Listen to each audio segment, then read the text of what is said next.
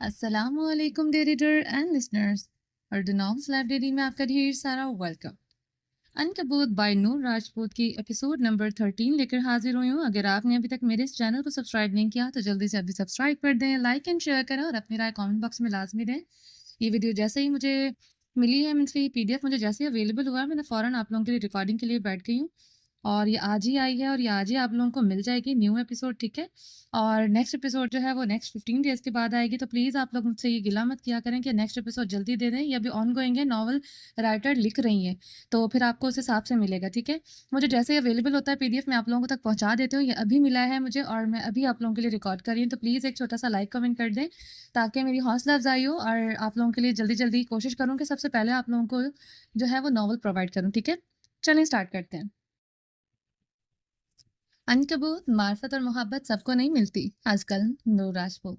کس نمبر 13، باب ہفتم، کابوس، وہ خواب جو روح پر امن نقوش چھوڑ جاتے ہیں۔ رات کی گہری چادر جب کائنات کو اپنے صحن میں جکڑ لیتی ہے تو ایک اور عالم جنم لیتا ہے۔ یہ عالم خوابوں کا ہے جہاں حقیقت کی زنجیریں ڈھیلی پڑ جاتی ہیں اور تخلیل کی باغیں کھل جاتی ہیں، لیکن اس رنگین وادی میں ایک تاریک گوشہ بھی ہے جہاں خوبصورتی خوف میں ڈھل جاتی ہے، کابوس کی پراسرار وادی۔ تصور کیجیے، آپ ایک ایسے منظر میں اترتے ہیں جو کسی ادھوری پینٹنگ کی طرح مہم اور غیر واضح ہے، رنگ مدھم ہے، شکلیں دھندلی ہیں اور ایک خاموش بے چینی فضا میں رچی بسی ہے۔ وہ یہ ابتدائی دھند ہے جو گہرے طوفان سے پہلے کی خاموشی کی طرح ہے، جو آنے والے وحشت کا اشارہ دیتی ہیں، پھر دھیرے دھیرے مناظر واضح ہونے لگتے ہیں، لیکن ان میں وہ سکون اور ہم آہنگی نہیں ہوتی جو عام خوابوں کی خاصیت ہے۔ یہاں جیومیٹری بگڑ جاتی ہے، قوانین فطرت معطل ہو جاتے ہیں اور منطق کی کوئی حکمرانی نہیں چلتی۔ آپ خود کو ایسی معمار میں محصور پاتے ہیں جو نہ جانی پہچانی ہے اور نہ ہی قابل فہم، ایک بھول بھلیا جس سے راستے بدل جاتے ہیں اور جس کا کوئی منفر نہیں ہوتا۔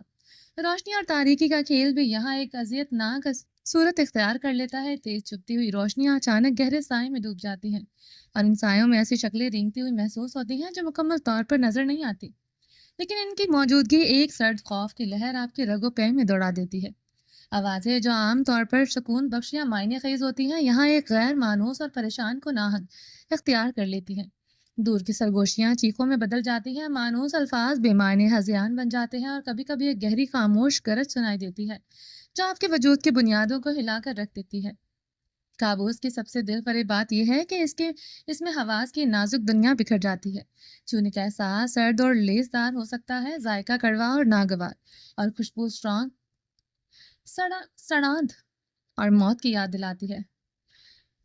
آپ ایک ایسی دنیا میں قید ہو جاتے ہیں جہاں ہر حس کو آپ کو اذیت پہنچاتی ہے، اور ان سب کے مرکز میں آپ خود کو بے بس اور لاچار محسوس کرتے ہیں۔ آپ حرکت کرنا چاہتے ہیں، بولنا چاہتے ہیں، لیکن انجانی قوت آپ کو جکڑ لیتی ہے۔ آپ ایک تماشائی بن جاتے ہیں، اپنی ہی خوفناک کہانی کے ایک قیدی، اپنے ہی ذہن کے تیار کردہ المناک ڈرامے۔ جب یہ پراسرار اور اذیت ناک سفر ختم ہو جاتا ہے تو واپسی اکثر ایک تیز اور بے رحم جھٹکے کی صورت میں ہوتی ہے۔ آپ بیدار ہوتے ہیں، آپ کا جسم پسینے میں شرابور ہوتا ہے، آپ کا دل ایک بے قابو گھڑیال کی طرح دھڑک رہا ہوتا ہے۔ ارد گرد کی مانوس دنیا آپ کو یقین دلاتی ہے کہ وہ سب ایک فریب تھا، ایک تاریک سایہ جو آپ کے ذہن پر پل بھر کے لیے منلایا تھا، لیکن اس خوبصورت وحشت کا اثر باقی رہتا ہے، ایک مہم خوف ناگوار یاد، ایک سرگوشی جو آپ کو بتاتی ہے کہ آپ کے شعور کی پرسکون سطح کے نیچے ایک ایسی دنیا موجود ہے جہاں خوبصورتی اور وحشت ایک دوسرے میں گلے ملتی ہیں، اور جہاں آپ کے گہرے ترین خوف پر ایک پراسرار دل فریب رقص کرتے ہیں۔ کابوس اپنی تمام تر تاریک اور پریشانی کے باوجود ایک عجیب و غریب خوبصورتی رکھتا ہے۔ یہ آپ کے ذہن کی ان گہرائیوں کا انکشاف کرتا ہے جن سے آپ عام طور پر نا واقف ہوتے ہیں۔ یہ آپ کے خوفوں کو مجسم کرتا ہے، آپ کی کمزوریوں کو بے نقاب کرتا ہے، اور آپ کو اپنی اندرونی دنیا کی پیچیدگیوں پر غور کرنے پر مجبور کرتا ہے کہ آپ کا کردار اس پراسرار خوبصورتی کا سامنا کرے گا یا اس کی تاریک دلکشی سے ہمیشہ دور رہے گا۔ یہ جاننے کے لیے ہمیں کہانی کی اور بڑھنا ہوگا۔ یہ منظر ایک کمرے کا ہے جہاں خاموشی اتنی گہری تھی کہ سانس کی ہلکی سی آواز بھی ایک شور کی طرح لگ رہی تھی۔ اس کی آنکھیں بند تھی، اس کا چہرہ بے تاثر اور پرسکون تھا جیسے کسی گہری نیند میں ڈوبی ہو، لیکن اس کے پرسکون بیرونی حالت کے برعکس اس کے اندر ایک عجیب و غریب دنیا بیدار ہو رہی تھی، ایک گہری نیند اور کی وادی میں جہاں ہوش و خرد بیگانہ تھے۔ اس نے ایک ایسی دنیا میں قدم رکھا جہاں منطق کے سبھی سلسلے ٹوٹ چکے تھے۔ دھندلی روشنی میں جو کسی دور افتادہ جہنم کی آگ کی مانند تھی۔ رنگوں کی رنگوں کے بھنور اٹھ رہے تھے اور ان کے رنگوں کے بیچ ایک خوفناک منظر جنم لے رہا تھا۔ بے شمار آنکھیں ہر رنگ اور ہر سائز کی تاریکی میں چمک رہی تھی۔ یہ کسی غیر مرئی وجود کی نظریں تھیں جو اس کے ہر حرکت پر گہری نظر رکھے ہوئے تھی۔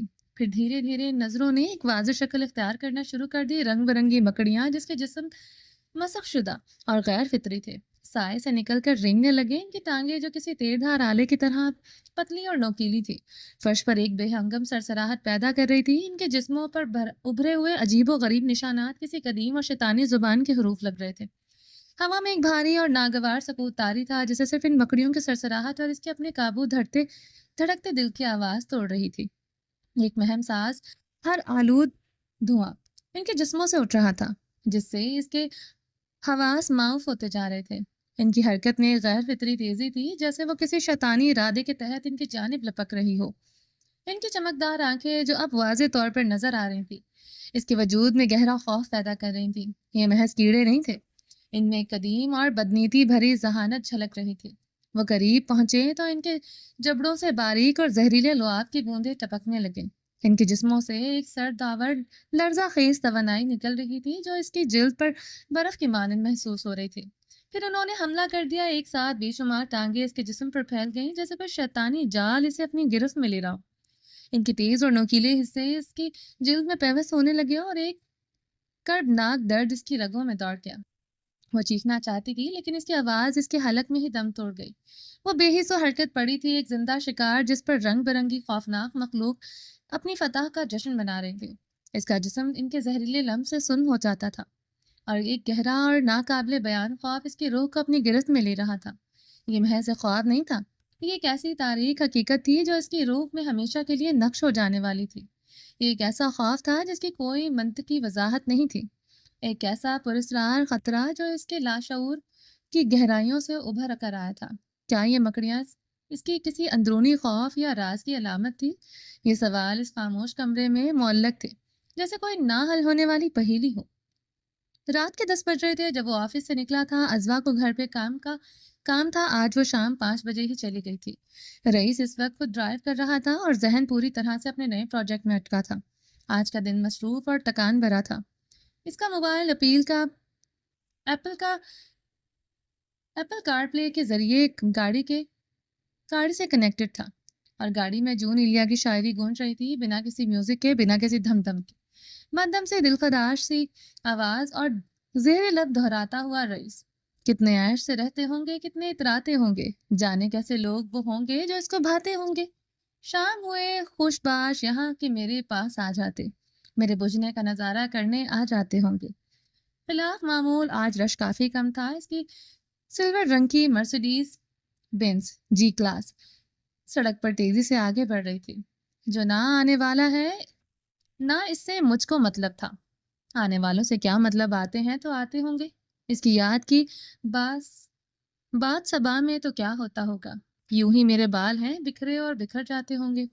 اس سے پہلے غزل مکمل ہوتی اسپیکر آنے والی فون کال سے گونج اٹھا۔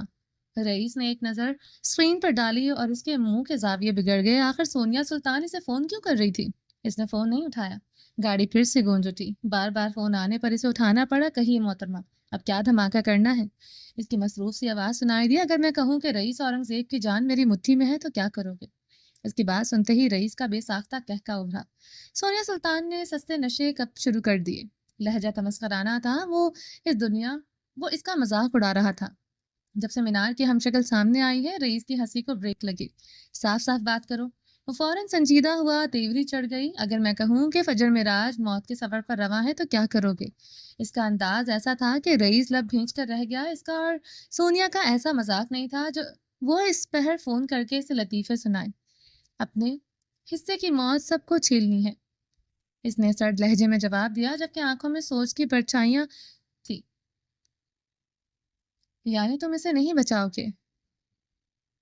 ناک دانہ سا سوال نما تجزیہ ابھرا۔ میں اس کا باڈی گارڈ نہیں ہوں، اس نے نہایت ٹھنڈے لہجے میں کہا جبکہ اندر کہیں ہلچل سی مچ گئی تھی۔ آخر وہ فجر کا ذکر کیوں کر رہی تھی؟ اچھا، چلو پھر شب بخیر، لوکیشن بھیج رہی ہوں، کسی بھی پل وہ موت کے منہ میں جا سکتی ہے، دیکھنا ہے یہ تم اسے بچاتے ہو یا نہیں۔ اس کی گاڑی میں ٹریکر تھا، گاڑی کے بریک فیل ہیں، رئیس اورنگزیب صاحب میرے ساتھ بیٹھ کر تماشا دیکھو۔ وہ زہریلی ناگن کی طرح زہر اگلتی فون بند کر چکی تھی۔ رئیس نے گاڑی ایک جانب روک دی، لوکیشن اس کی اسکرین پر ابھری تھی، اسی ہائی وے پر وہ دوسری جانب سے آ رہی تھی۔ اس کا دل بے ساختہ دھڑک اٹھا، تیز طوفانی ہوا چل رہی تھی۔ اس نے لوکیشن دیکھتے ہوئے اسٹیئرنگ پر غصے سے ہاتھ مارا۔ Damn it! اگلے ہی پل وہ گاڑی کا دروازہ کھولتے باہر نکل آیا، شرٹ کے اوپری بٹن کھولے اور پتھریلی سڑک پر چکر لگانے لگا۔ اس کے انداز سے جھنجھلاہٹ واضح تھی۔ دماغ کہہ رہا تھا بھاڑ میں جائے، فجر میں رہا جیسے مرنے دو۔ دل کہہ رہا تھا اسے مت گواؤ، زندگی بار بار موقع نہیں دیتی۔ مزہ آتا ہے میرے ساتھ یہ مذاق کرتے ہوئے؟ وہ دونوں ہاتھوں سے بال نوچتے آسمان کی جانب منہ کر کے زور سے چلایا۔ اسے لگتا تھا قدرت کو اس سے بیر تھا۔ گھڑی کی سوئیاں ٹک ٹک اس کے سماعت سے ٹکرا رہی تھی۔ وہ چاہتا تھا وہ مر جائے، وہ اسے بچانا نہیں چاہتا تھا۔ وہ اس چہرے سے نفرت کرتا تھا۔ 5 منٹ گزر گئے اور پھر 10۔ رئیس اورنگزیب نے اپنی ٹانگوں کو شل ہوتے پایا، ہاتھ پاؤں میں عجیب سرسراہٹ ہو رہی تھی، گلا خشک ہو گیا مانو کانٹے اگائے ہوں۔ وہ کمر پر ہاتھ جمائے دائیں بائیں چلتا ضبط سے کڑے مراحل سے گزر رہا تھا، آنکھیں مچ کر گردن پیچھے گرا دی، چہرے کا رخ آسمان کی جانب تھا۔ محبت تمہیں معاف نہیں کرے گی۔ سفید ریشمی فراک والی لڑکی جانے کہاں سے وارد ہوئی اور رئیس اگلے ہی پل بھاگتے ہوئے گاڑی کی جانب بڑھا۔ جھٹکے سے دروازہ کھولا اور اگلے ہی پل اس کی گاڑی تیزی سے بھاگ رہی تھی۔ وہ بلا کی سپیڈ سے گاڑی بھگا رہا تھا۔ فجر دوسری جانب تھی، آگے یو ٹرن تھا، اور پھر اس کی سانس خشک ہو گئی جب اس نے لوکیشن کو رکتے پایا۔ گاڑی جیسے ایک جگہ چم گئی تھی۔ اس کی گاڑی اب زوروں کی گونجدار آواز سے آگے بڑھ رہی تھی۔ پھر اس نے دیکھا اس کی دائیں جانب سڑک پر ایک گاڑی الٹی پڑی تھی۔ اس نے یو ٹرن لیا، پھر جیسے ہی اسے کچھ ہوش نہیں رہا، اس نے کب گاڑی روکی، کب وہ اپنی گاڑی سے نکل کر بھاگا۔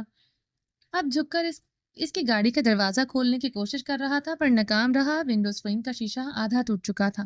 اس نے مکوں کی بارش کرتے باقی شیشہ توڑا اور اسے باہر نکالا۔ یاد رہا تو اتنا کہ وہ یہ چہرہ کبھی نہیں بھول سکتا تھا۔ فجر آنکھیں کھولو، وہ اس کا گال تھپتھپا رہا تھا، اس کا ہاتھ پھر سے زخمی ہو چکا تھا۔ برستی بارش میں وہ اسے لے کر ہسپتال کی جانب بھاگ رہا تھا۔ 7 منٹ کی ریش ڈرائیونگ کے بعد اسے ہسپتال نظر آ گیا۔ وہ اسے اٹھائے ہوئے اندر بھاگا تھا اور پھر سے وہ اسے لے گئے۔ وہ فجر کو لے گئے جبکہ رئیس یوں ہی کھڑا رہ گیا۔ اسے اپنا دل دھڑکنے کی آواز کانوں میں سنائی دے رہی تھی۔ وہ آستین سے بھیگا چہرہ پونچھتا باہر آیا، گاڑی سے فون نکال کر ازوا کو کال ملائی۔ پہلی ہی بیل پر فون اٹھا لیا گیا۔ جی باس، اس کی چوکس سی آواز ابھری۔ مجھے تمہاری مدد چاہیے ازوا۔ اس نے اگلی بات کہہ کر فون بند کر دیا۔ جانے کتنی دیر تک وہ باہر ہسپتال کی چوڑی سیڑھیوں پر بیٹھا رہا۔ بارش جتنی تیزی سے برستی تھی اتنی تیزی سے بند ہو گئی۔ وہ آدھا بھیگا ہوا تھا، بال بکھرے ہوئے تھے، عجیب سی حالت تھی، ہاتھ سے بہتا خون جم چکا تھا۔ کیا اسے آج پھر شکست ہوئی تھی؟ کیا اس نے فجر کو صرف اس لیے بچایا تھا کہ اس کا چہرہ مینار سے ملتا تھا، یا پھر فجر پہ اس کا حق تھا؟ کیا کوئی عام لڑکی ہوتی تو اسے بھی یوں ہی بچاتا؟ ڈھیروں سوال ہتھوڑے کی مانند برس رہے تھے۔ تقریباً آدھے گھنٹے بعد ازوا وہاں پہنچ چکی تھی۔ اس کے ہاتھ میں فجر کا بیگ تھا۔ وہ مختلف حلیے میں تھی، بیگی پینٹ پر لمبی قمیض پہنے ہوئے، بال رف سے جوڑے میں بند ہوئے تھے۔ میں آ گئی ہوں، اب آپ جا سکتے ہیں۔ وہ سیڑھیاں چڑھ کر سے قریب بیٹھتے ہوئے بولی۔ یہ ہسپتال کے اندرونی داخلے کا حصہ تھا۔ یہاں سے دونوں جانب بنے لان اور مرکزی گیٹ نظر آ رہا تھا۔ لوگ آ جا رہے تھے۔ میں چاہتا تھا وہ مر جائے۔ اسے اپنی ہی آواز انجان محسوس ہوئی۔ سونیا سلطان نے واقعی کاری وار کیا۔ وہ ناگن تھی، وہ ڈسنا جانتی تھی جسم کے کس حصے پر ڈسا جائے گا تو زہر یا زیادہ پھیلے گا۔ پر آپ نے اسے بچا لیا۔ ازوا سنجیدہ تھی، چہرے پر کسی بھی قسم کے تاثرات نہیں تھا، سپاٹ سا چہرہ، البتہ آنکھیں الجھی ہوئی اور تھکی ہوئی۔ I'm sorry، میں نے تمہیں اس وقت تنگ۔ اگر آپ نے دوبارہ ایسی بات کی تو میں اٹھ کر واپس چلی جاؤں گی۔ پھر اپنے جینزی منگیتر کو جھیلتے رہیے گا۔ اس کا اندازہ جلا بھنا تھا۔ رئیس پھیکا سا ہنس دیا۔ وہ میری منگیتر نہیں ہے۔ اس کے عجیب سے انکشاف پر ازوا حیران رہ گئی۔ تو پھر اس کی منگیتر کون تھی؟ لیکن آپ نے تو کہا تھا کہ وہ آپ۔ اس کے باقی الفاظ منہ میں ہی رہ گئے۔ رئیس نے اس کی بات اچک لی تھی۔ کسی کو اپنا کہہ دینے سے وہ اپنا نہیں ہو جاتا۔ ازوا الجھی نظروں سے اسے دیکھے گئی۔ پھر مجھے اجازت دیں، وہ میرے ایک ہاتھ کی مار ہے۔ گردن کو ذرا سا جھٹکا، کڑک کی آواز اور ڈوپلی گینگر ختم۔ ازوا کی آنکھیں کسی سیریل کلر کی آنکھوں جیسی تھی. رئیس نے تصور کیا اور پھر جھنجھنا کر سر جھٹک دیا. نہیں، ابھی نہیں. ازوا کو اس کا لہجہ حکمیہ لگا. وہ گہری سانس لے کر رہ گئی. سونیا سلطان نے ایسا کیوں کیا؟ کچھ دیر بعد اس کی آواز سنائی دی، یہ جاننے کے لیے کہ وہ لڑکی میرے لیے کتنی اہم ہے. وہ دونوں سامنے گیٹ پر نظریں جمائے بیٹھے تھے. آسمان ابھی بھی بادلوں سے ڈھکا ہوا تھا. وہ ٹھنڈی تھی، ہوا ٹھنڈی تھی. وہ بھاری دل لیے بیٹھے رہے. پھر آپ جائیں اور اسے یاد دلائیں کہ آپ رئیس اورنگزیب ہیں. آپ کے لیے آپ کی ذات سب سے زیادہ اہم ہے. ازوا کے لہجے میں ایک آنچ سی تھی. رئیس نے رخ پھیر کر اسے نہیں دیکھا. وہ جانتا تھا اس وقت وہ جبڑے بھینچے بیٹھی تھی. وہ اٹھ کھڑا ہوا. سنبھال لینا. وہ پینٹ کی جیبوں میں ہاتھ ڈالے سیڑھیاں اتر رہا تھا. پھر آخری زینے پر پلٹ کر اس نے ازوا کو دیکھا. سنبھال لوں گی. سنبھال لو گی. دونوں کی نظریں ایک پل کو ٹکرائے اور رئیس کے کندھے چوڑے ہوئے. جس کے پاس ازوا جمال جیسی ساتھی ہو اسے دنیا ہرا نہیں سکتی. رئیس نے تھوڑی اٹھائی اور آنکھوں ہی آنکھوں میں اسے ستائش سے نوازتا. تیز تیز قدم وہاں سے نکل گیا تھا. ازوا نے اسے جاتے ہوئے دیکھا. پھر گہرا سانس لے کر خود کو پرسکون کیا. اور جس کے پاس رئیس ہو پوری دنیا اس کی. وہ اٹھ کھڑی ہوئی. اب اس کا رخ اندر کی جانب تھا. آپ کو کیا لگتا ہے وہ آئے گا؟ صوفے پر بیٹھے لڑکے نے اپنے سامنے بیٹھی سونیا سلطان سے پوچھا. اس کے انداز میں بےتابی تھی. وہ شب خوابی کے لباس میں فرش سی صوفے پر ٹانگ چڑھائے بیٹھی تھی. موبائل ہاتھ میں پکڑے. ٹائپنگ کی آواز اس خاموشی میں ٹک ٹک گونج رہی تھی. وہ ضرور آئے گا. میں انٹرکام پر اطلاع کر چکی ہوں. اسے مت روکا جائے. اس کے سکون میں ذرا بھی فرق نہیں آیا. جبکہ لڑکا بے چینی سے پہلو بدل رہا تھا. ٹک ٹک زوں زوں کی آواز یوں ہی گونجتی رہی. وقفے سے سونیا کے چہرے پر مسکراہٹ چھا جاتی اور تقریباً 10 منٹ بعد انہیں پورچ میں گاڑی رکنے کی آواز سنائی دی. لڑکے کا دل اچھل کر حلق میں آ گیا جبکہ سونیا کے اندر بے چینی پھیلی. رات کے 12 بج رہے تھے. اگلے چند لمحوں میں لاؤنج کا دروازہ ایک دھماکے سے کھلا. خونخوار تیور لیے رئیس اندر داخل ہوا. اسے دیکھتے ہی سونیا اٹھ کھڑی ہوئی. ارے دیکھو تو کون آیا ہے. اس کا انداز سلگانے والا تھا. اس کے ساتھ ہی وہ لڑکا بھی اپنی جگہ سے اٹھ کھڑا ہوا. میں نے تمہیں منع کیا تھا کہ سونیا سلطان کہ مجھے اس سب میں مت گھسیٹو. اس نے آتے ہی ہراساں کھڑے لڑکے کو گردن سے پکڑا اور پھر زوردار جھٹکا دے کر دیوار کی جانب دے مارا. دیوار کے ساتھ رکھے میز پر جمع لیمپ نیچے گرا اور اس کے ساتھ چھناکے کی آواز بھری. کئی قیمتی شوپیس نیچے گر کر ٹوٹ چکے تھے. پر افسوس کہ تمہیں عزت راس نہیں ہے. وہ مخاطب سونیا سے تھا پر اس کے ہاتھ لڑکے کی حالت خراب کر رہے تھے. اس نے لڑکے کو گردن سے پکڑ کر دیوار سے پن کیا اور پھر دباؤ ڈال کر اسے دیوار کے ساتھ گھسیٹتے ہوئے اوپر اٹھا دیا. وہ دبلا پتلا سا لڑکا اس کے سامنے ٹوٹے پتے کی طرح اڑتا چلا گیا. گردن پر بڑھنے والے دباؤ کی وجہ سے اس کی آنکھیں ابل آئیں. سونیا سلطان اپنی جگہ پہ کھڑی رہی. وہ اتنی کمزور نہیں تھی کہ یہ منظر دیکھ کر ہراساں ہو جاتی بلکہ اس کے جبڑے بھیج چکے تھے. تمہیں میں کیوں نہ گھسیٹوں رئیس؟ تم سب سے ہی تو شروع ہوا ہے. وہ تیر سے چلائی. خوبصورت چہرہ سرخ پڑ گیا اور گردن کی نسیں ابھر آئیں. تو چلو ختم کر دیتے ہیں. اس نے لڑکی کی گردن پر دباؤ بڑھایا جو اس کے ہاتھ پر تھپڑ مارتے ہوئے خود کو چھڑانے کی کوشش کر رہا تھا. اس کا سانس رک چکا تھا. چہرہ خوف اور وحشت سے سرخ پڑ گیا. آنکھیں ابل کر گرنے کو تیار تھی. رئیس نے چہرے پر سٹ پن تھا. اس کی آنکھیں کسی قاتل کی آنکھوں جیسی تھی. یوں جیسے اسے یہ سب کرنے میں مزہ آ رہا ہو. اسے چھوڑ دو رئیس. مجھ سے بات کرو. سونیا پھر سے چلائی پر رئیس پر کوئی اثر نہیں ہوا. لڑکا جو آدھا فٹ زمین سے اوپر اٹھا ہوا تھا وہ زور سے اپنی ٹانگیں جھٹک رہا تھا. اس کے گلے سے عجیب سی آوازیں نکل رہی تھیں. آہستہ آہستہ اس کی مزاحمت دم توڑ گئی اور جب اس کا وجود ڈھیلا پڑ گیا تب رئیس نے اپنا ہاتھ ہٹا لیا. لڑکے کا بے ہوش وجود دھڑام سے نیچے گرا. پھر وہ سونیا کی جانب پلٹا. کیوں چاہتی ہو میں تمہارے گھر کے آخری مرد کو بھی مار ڈالوں؟ وہ جارحانہ تیور لیے سے گھور رہا تھا. آنکھوں میں سٹ پن تھا اور رنگت سرخ پڑ چکی تھی. وہ سونیا کے عین سامنے آن کھڑا ہوا. وہ زخمی تھا اور اس سے بعید نہیں تھا وہ کسی کو بھی زخمی کر دیتا. لگتا ہے تم ماضی بھول چکے ہو لیکن میں نہیں بھول سکتی. وہ سینے پر بازو باندھے خود پر ضبط کرتے بولی. اس لڑکی کو بیچ میں مت لاؤ. اس کا ماضی سے کوئی تعلق نہیں ہے. وہ غرایا انداز سے وحشت چھلک رہی تھی. ماضی کے نام پر بہت سارے زخم ادھر گئے. اس کی بات سنتے ہی سونیا استزائیہ ہنس دی. اچھا اس کا کوئی تعلق نہیں ہے نہ ماضی سے نہ تم سے. وہ سلگانے والے انداز میں کہہ رہی تھی. پھر تم اسے بچانے کیوں گئے؟ تمہیں لگتا ہے وہ تم سے وفا کرے گی؟ منہ کے بل گرو گے تم رئیس اورنگزیب. وہ زہر اگل رہی تھی. رئیس نے مٹھیاں بھینچی اور اسے گھور رہا تھا. دل کر رہا تھا اس کی گردن مروڑ دے پر افسوس وہ عورت پر ہاتھ نہیں اٹھانا چاہتا تھا. ضبط کے کڑے مراحلوں سے گزرنے کے بعد وہ بس اتنا ہی بولا. اس سے دور رہو سونیا. اس کا انداز میں تنبیہ واضح دھمکی۔ ورنہ ورنہ کیا کرو گے تم؟ ہاں، بھول گئے اس کی بہن نے کیا کیا تھا تم سے؟ اسے یوں ہی چھوڑ دو گے؟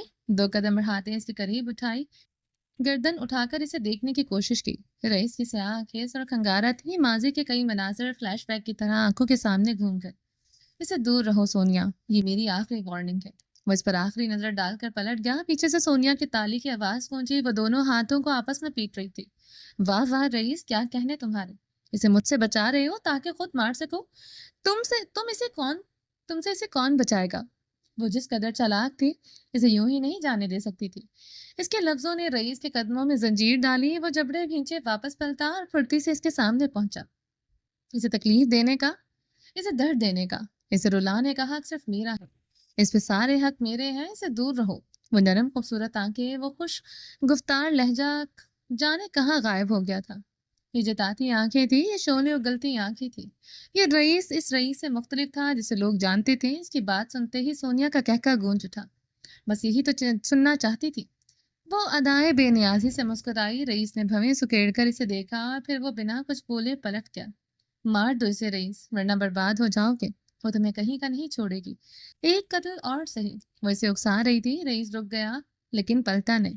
میں شان سے پیدا ہوا ہوں، شان سے مروں گا، کسی عورت کا الزام لے کر، کسی عورت سے جڑ کر نہیں۔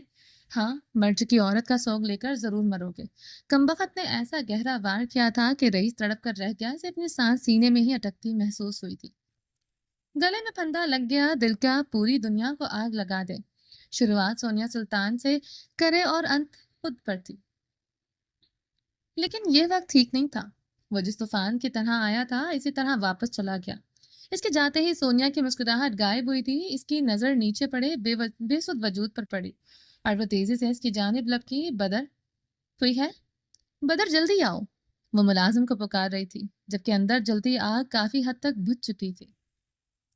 ٹھنڈی ہوا، ناہموار پتھریلی دیواریں، ٹھنڈی ناہموار پتھر کی دیواریں ولیم کے گرد ایک تنگ دائرہ بنائے ہوئی تھی۔ ہوا بھاری اور نمی سے بھرپور تھی، جس میں پرانی مٹی اور کسی نامعلوم چیز کی بو رچی ہوئی تھی۔ ایک واحد ٹمٹماتی ہوئی مشال دیوار پر لگی تھی، جس کی مدھم روشنی کمرے کے گرد ناچتے ہوئے ولیم کے چہرے پر گہرے سائے ڈال رہی تھی۔ اس کے ہاتھ جو کبھی طاقتور ہوا کرتے تھے، اب گندھے اور زخمی تھے، زنگ آلود زنجیروں سے بندھے ہوئے تھے جو اس کی کلائیوں کو بری طرح کاٹ رہی تھی۔ ہر حرکت پر تیز درد کی لہریں اس کے بازو سے ہوتی ہوئی اس کے پورے جسم میں دوڑ جاتی تھی۔ اس کی ٹانگیں کافی دیر تک ایک ہی تکلیف دہ حالت میں رہنے کی وجہ سے بے حس محسوس ہو رہی تھی۔ اس کا لباس جو کبھی قیمتی تھا، پھٹا ہوا اور گندا تھا، اس کی جلد سے چپکا ہوا جیسے کوئی بھیگا ہوا بوجھ ہو۔ اس کے جسم پر کئی زخم تھے، کچھ تازہ اور کچے، دوسرے پرانے اور تکلیف دہ زیادہ دہانیاں تھی اس اذیت کی جو اس نے برداشت کی تھی۔ ہر سانس ایک جدید جدوجہد تھی۔ اس کے سینے میں ایک کساؤ تھا، جیسے کسی نے اسے مضبوطی سے جکڑ لیا ہو۔ اس نے اپنا سر نیچے جھکایا، اس کے میلے بال اس کے ماتھے پر پسینے سے چپک رہے تھے۔ اس کی آنکھیں بند تھی، لیکن اس کے اندر کا درد اتنا شدید تھا کہ وہ اسے نظر انداز نہیں کر سکتا تھا۔ ہر دھڑکن ایک ہتھوڑے کی طرح اس کے کانوں میں بج رہی تھی اور اس کے ذہن میں ان لمحات کی بازگشت گونج رہی تھی جب اس کی زندگی مختلف تھی۔ آزادی کے دن، طاقت کے دن، محبت کے دن اب سب دھندلے خوابوں کی طرح لگتے تھے۔ اس نے اپنی خشک زبان اپنے پھٹے ہوئے ہونٹوں پر پھیری۔ اس کا گلا ریت کی طرح خشک تھا۔ اس نے پانی کی ایک گھونٹ کے لیے ترس محسوس کیا، ایک ایسی آسائش جو اب ایک دور کی یاد تھی۔ بھوک اس کے پیٹ میں آنتوں کو مروڑ رہی تھی، ایک مسلسل یاد دہانی کہ وہ کتنا بے بس ہو چکا ہے۔ اچانک ایک سرد لہر اس کی ریڑھ کی ہڈی کے نیچے دوڑ گئی۔ تہہ خانے میں ایک اور موجودگی کا احساس ہوا، ایک منحوس اور جان لیوا سایہ جو ہمیشہ کونوں میں چھپا رہتا ہے۔ اس نے اپنی آنکھیں آہستگی سے کھولی، لیکن مدھم روشنی میں کچھ نظر نہ آیا۔ صاف خاموشی تھی، صرف خاموشی تھی جو اس کے اندر کے طوفان سے کہیں زیادہ خوفناک تھی۔ درد، یہ درد جس کا مستقل ساتھی تھا، جسمانی درد جو زنجیروں اور زخموں سے آتا، اور ذہنی درد جو غداری اور قیدی کی تلخ یادوں سے پیدا ہوتا تھا۔ اس نے اپنے دانت بھینچ لیے، اس تکلیف کو دبانے کی کوشش کی جو اسے توڑ دینے کی دھمکی دے رہی تھی۔ وہ ہار نہیں مان سکتا تھا، اسے زندہ رہنا تھا، باہر نکلنا تھا، لیکن تہہ خانے کی تاریکی میں امید کی کوئی کرن نظر نہیں آتی تھی۔ اس نے ایک گہری کپکپاتی ہوئی سانس لی، درد کرب اس کی روح میں سرایت کر گیا، اسے اندر سے کھا جا رہا تھا۔ وہ ولیم، ایک زمانے کا وجیح شخص، اب ایک شکستہ سایہ تھا، اپنے ہی محل کے تہہ خانے میں قیدی، اپنی تکلیف کے رحم و کرم پر تھا۔ اسے یاد بھی نہیں تھا کہ اسے قید ہونے ہوئے کتنے دن یا پھر مہینے گزر گئے تھے۔ خوراک کی کمی سے اس کے چہرے کی ہڈیاں ابھر آئی تھیں۔ وہ کئی لمحے یوں ہی بیٹھا رہا اور پھر اچانک اسے سسکیوں کی آواز سنائی دی۔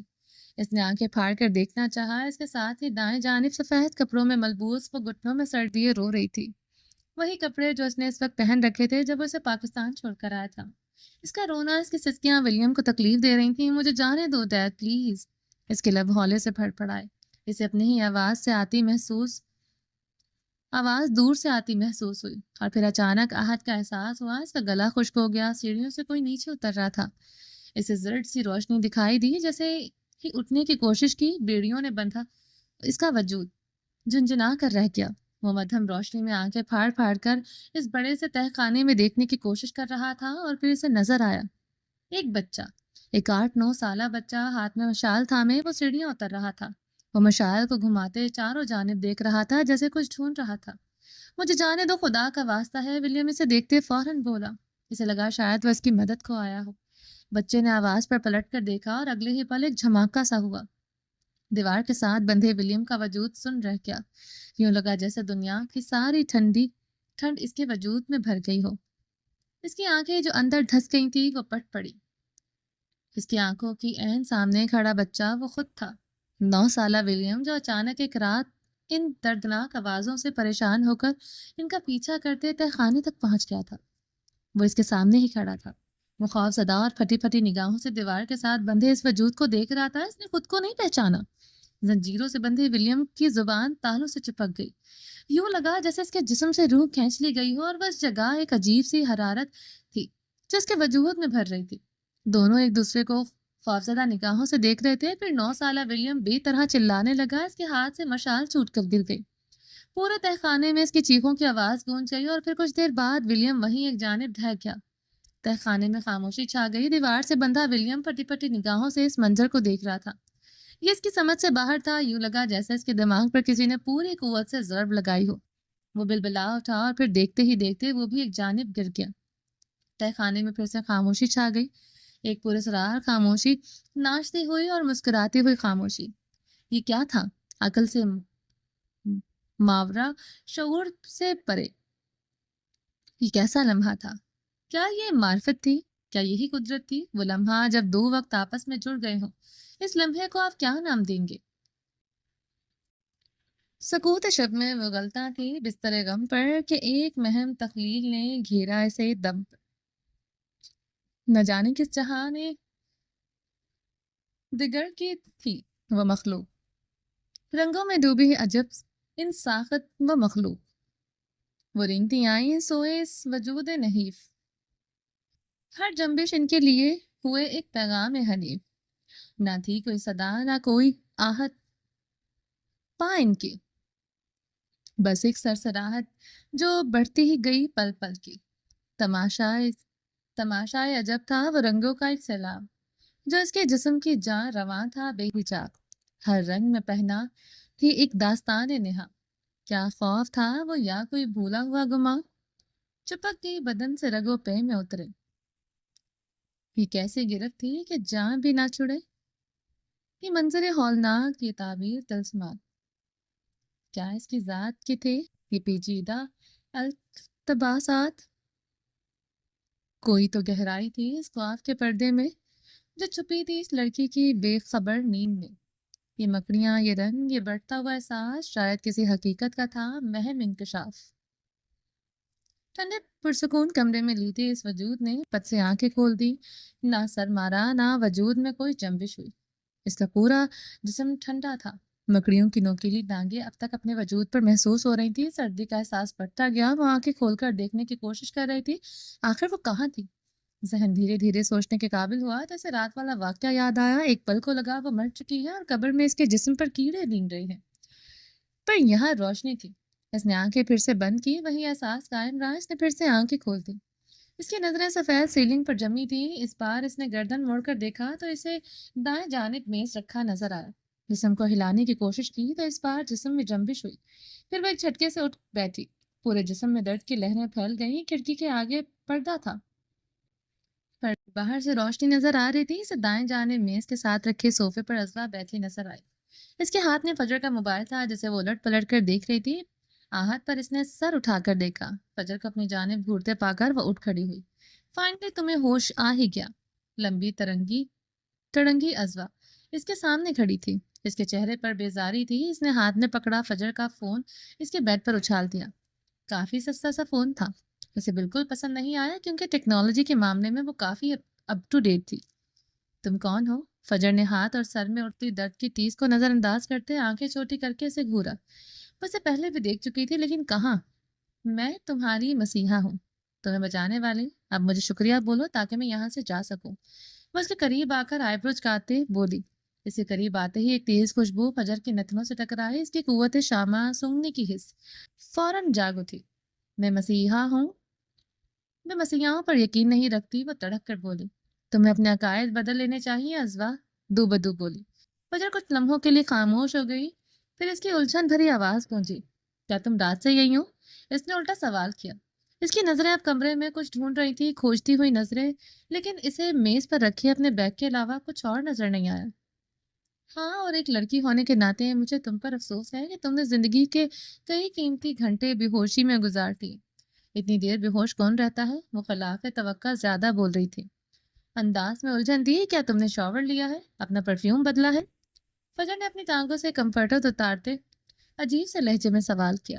ازوا کو اس کے بے تکے سے سوال پر حیرت ہوئی۔ اس نے تعصب سے فجر کو دیکھا۔ شاید بیچاری کے سر پر زیادہ ہی چوٹ لگی ہے۔ وہ بستر سے اترنے کی کوشش کر رہی تھی نیلے رنگ کے یونیفارم میں اس کا وجود کافی کمزور لگ رہا تھا۔ وہ چلتے ہوئے ازوا کے قریب آئی اور پھر ایڑیاں اٹھا کر اپنے چہرے کو اس کے قریب کرتے اس نے گردن کی مہک کو سونگا۔ اس کی اس حرکت پر ازوا ساکت رہ گئی۔ وہ دراز قد تھی پر ازوا تو اس سے بھی لمبی تھی۔ پھر وہ پیچھے ہٹ گئی۔ ازوا نے اسے یوں دیکھا جیسے اس کا دماغ ہل گیا ہو۔ تمہاری خوشبو بدلی ہے۔ وہ بڑبڑاتے ہوئے واپس بیڈ کی جانب پلٹ گئی اور پھر دوبارہ بیڈ پر بیٹھ گئی جبکہ ازوا اپنی جگہ جمی تھی۔ وہ اپنا موبائل اٹھائے وقت دیکھ رہی تھی۔ دن کے 8 بج رہے تھے۔ کیا مطلب ہے تمہارا؟ خوشبو کیسے بدلی ہے؟ ازوا بھویں سکیڑ کر پوچھا۔ میری سینس آف سمیل بہت اچھی ہے۔ مجھے اتنا یاد ہے کہ رات بقول تمہارے جب تم نے مجھے بچایا، اس نے بقول تمہارے پر زور دیا۔ وہ خوشبو الگ تھی۔ ازوا ٹھٹک گئی۔ اس نے بیڈ پر دوزانوں بیٹھی فجر کو دیکھا جس کے بال بکھرے ہوئے تھے۔ وہ اپنے بائیں ہاتھ پہ بندھی پٹی اتار رہی تھی۔ اس کے ہاتھ پہ کانچ لگا تھا اور اس کی پیشانی پر بھی چھوٹی سی پٹی چپکی ہوئی تھی۔ گردن پہ 1-2 جگہ کانچ چپ گیا تھا۔ باقی چوٹیں ایسی تھی جو نظر نہیں آ رہی تھی لیکن ان کی تکلیف محسوس کی جا سکتی تھی۔ ازوا کئی لمحے حیرانی سے اسے دیکھتی رہی جو اپنے ہی زخم کا معائنہ کرنے کے بعد اب واپس اس پہ پٹی لپیٹ رہی تھی۔ اگر تمہیں خوشبو یاد ہے پھر تمہیں چہرہ بھی یاد ہونا چاہیے، اس نے طنز کیا۔ میں حواس کھو چکی تھی ورنہ مجھے یاد رہتا۔